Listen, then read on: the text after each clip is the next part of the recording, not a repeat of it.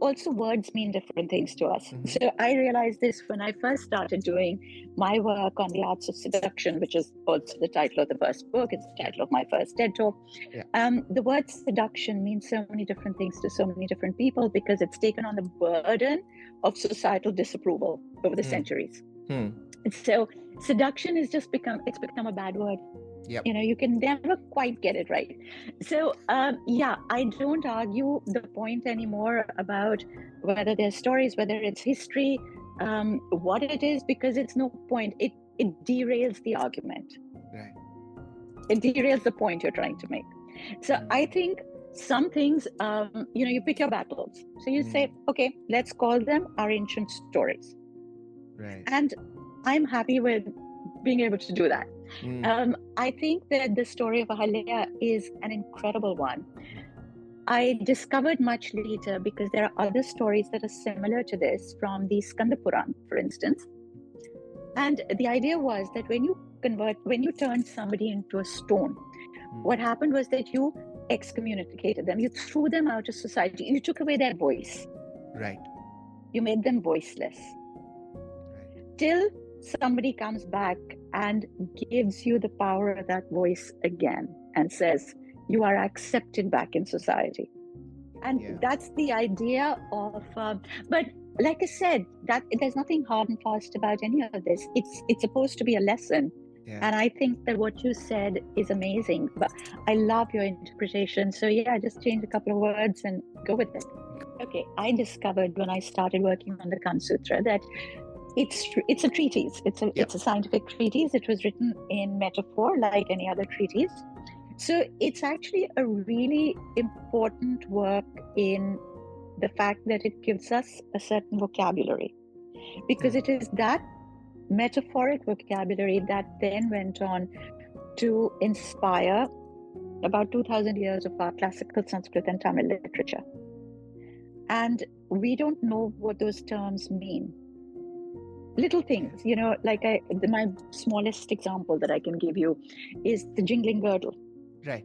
So the Kamasutra, which has a tiny chapter on positions, it's not a big chapter, it's only a small one compared to the rest of it. Sure. But basically, in our literature, which is a lot of very romantic literature, you have lovers coming together.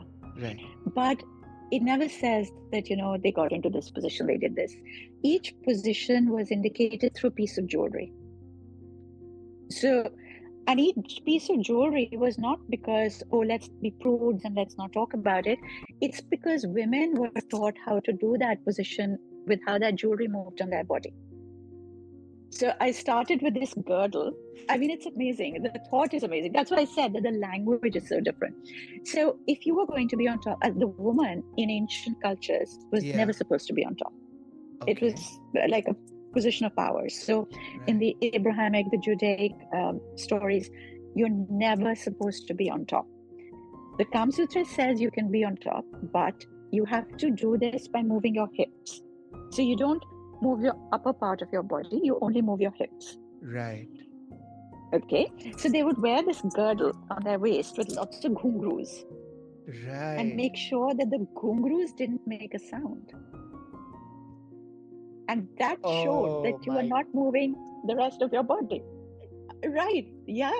And so every time you read in a story, she came with her jingling girdle, or they came, you understand that these are highly skilled courtesans, or this is going to be the lover for the night, or, whatever.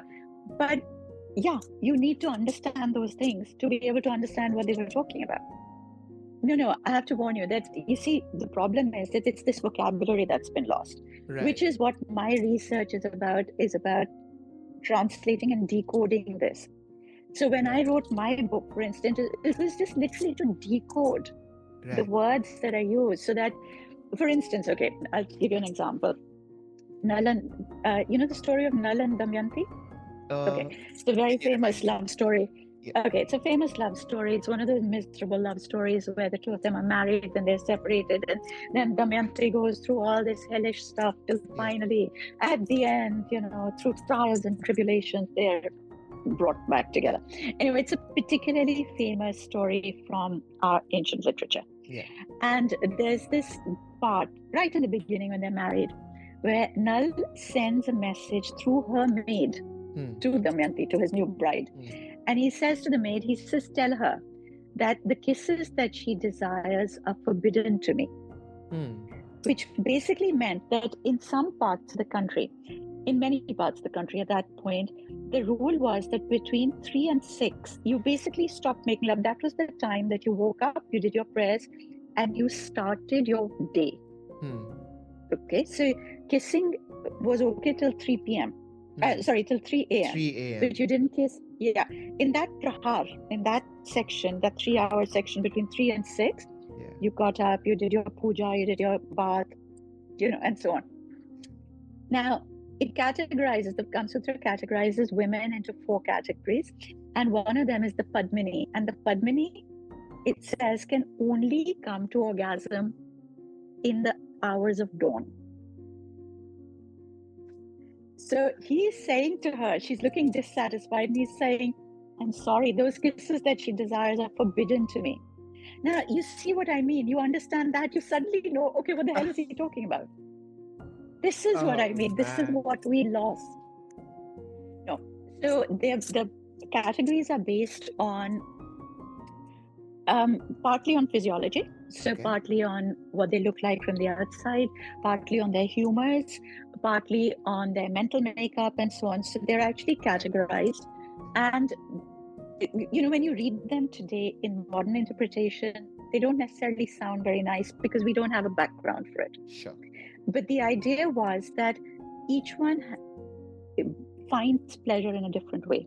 And it was extremely important. And it was extremely important to understand that if you were going to be this woman's lover, it was important to understand what she was like so that you could pleasure her properly. Yeah. I think it's a fantastic idea. And, so each one is, as I said, for instance, the Anandaranga, which is the version of the Kamasutra written in around 1300 and something. Because there's so much of our literature got lost because it was written on palm leaf. Yeah. And then it got destroyed. Yeah. So there is a little part that I didn't find in the original Kamasutra, but I found in the Anandaranga, which says that each of these 4 categories of women come to arousal in different environments, in their best arousal in different environments. Got it. Okay, so some by the seaside, some in the woodland, some on top of a hill, etc.